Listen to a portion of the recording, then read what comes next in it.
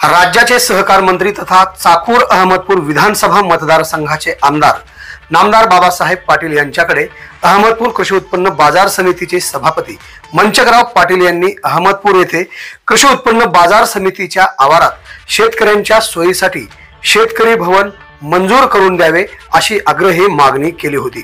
या मागणीची दखल घेत राज्याचे सहकार मंत्री नामदार बाबासाहेब पाटील यांनी राज्याचे पणन मंत्री नामदार जयकुमार रावल यांच्याशी अहमदपूर कृषी उत्पन्न बाजार समितीचे सभापती मंचकराव पाटील व सर्व संचालक मंडळाने त्यांची भेट घेत अहमदपूर येथे शेतकरी भवन मंजूर करावे अशी मागणी केली होती।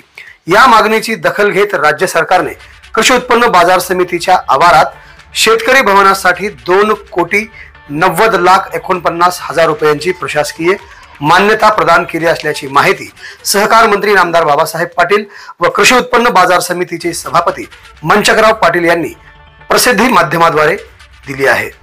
याबाबत सविस्तर माहिती अशी की नामदार बाबासाहेब पाटील व सभापती मंचकराव पाटील स्वतः शेतकरी आहेत। शेतकऱ्यांच्या व्यथा व वेदना त्यांना माहीत आहेत। तालुक्याच्या ठिकाणी शेतकरी विविध कामानिमित्त येतात। कृषी उत्पन्न बाजार समितीत सुद्धा मोठ्या प्रमाणात शेतकरी येत असतात। त्यांना या ठिकाणी थांबण्यासाठी कुठलेही एक महत्त्वाचे ठिकाण नसल्यामुळे शेतकऱ्यांना अनेक अडचणींना सामोरे जावे लागत होते।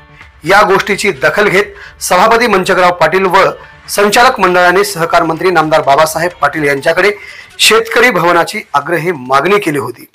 तर नामदार बाबासाहेब पाटील यांनी राज्याचे पणन मंत्री जयकुमार रावल यांच्याकडे सभापती मंचकराव पाटील व सर्व संचालक मंडळांची बैठक घेऊन अहमदपूरला शेतकरी भवन तात्काळ मंजूर करावे अशी आग्रही मागणी केली होती।